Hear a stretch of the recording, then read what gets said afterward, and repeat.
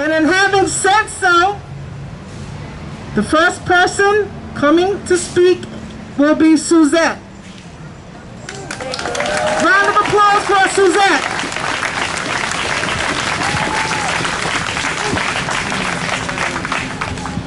Good afternoon, everyone. My name is Suzette Cook, and I am the mother of Joshua Robinson, who was beaten here in the state of Rhode Island by Providence police officers back in March of 2013.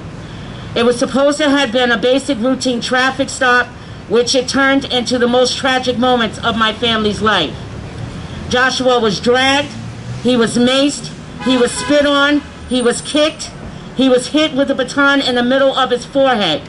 My son stands 4'10" and not even 115 pounds. These officers, these rogue cops, took and slammed my son up against the ground. They took literally his life away from him mentally. Now physically he is still here, but he still suffers in silence. While the officers, I must say, they stand at 6 feet tall, not even 200 pounds or over. Yet he was charged with assault on several officers. Now, needless to say, he was found not guilty of his charges 5 years later. These officers, needless to say, still have their jobs, and one of them even promoted to sergeant within months of this incident happening. The issue of police violence, brutality will always be personal for me. I have 10 children. I have over 22 grandchildren, and out of them, 16 of them are boys, black boys, that have to grow up in this state. I am not happy. I am a black woman. There is no longer this is just not about just the police or who killed George Floyd. This is about all black men, women, our trans siblings, our children's future. This is about the people who lost their lives unnecessarily at the hands of the police.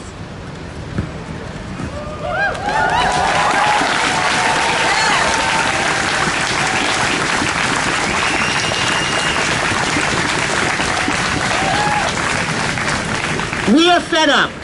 Now let's talk about the mass incarceration. Let's talk about the wrongfully convicted. Let's talk about no justice from the White House, no justice from the State House, no justice from the courthouse, and no justice at all. So no justice, there will be no more peace.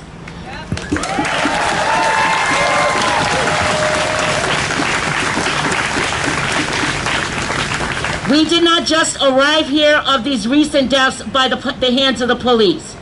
We came to this place because of a long history of systematic injustice across our nation.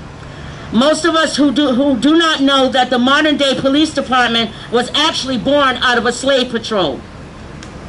I ask you to hold all your politicians to the fire, hold them accountable for our committees, our communities, and demanding it today. I would like to have us as a 10-point agenda, which one would be to defund the police department.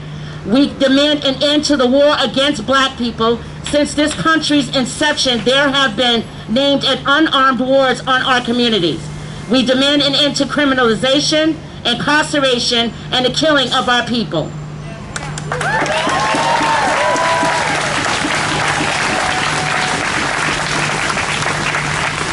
Let's redistribute our money with demand investments in education, health, safety of our black people, instead of investments in the criminalizing, caging, and harming of our people. We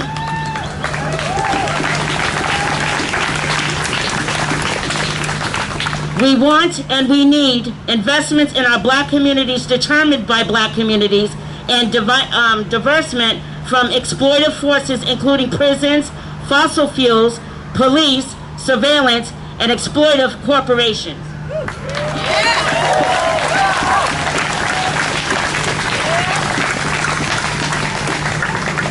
We demand economic justice for all and a reconstruction of the economy to ensure black communities have collective ownership, not just merely access.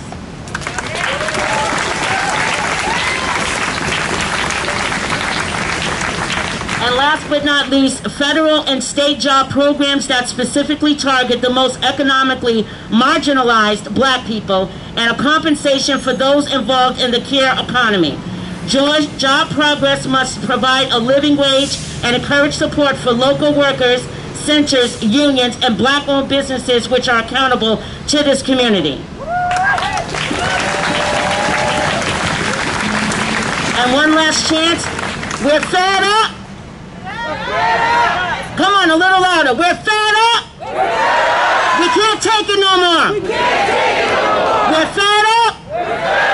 We won't take it no more. Thank you.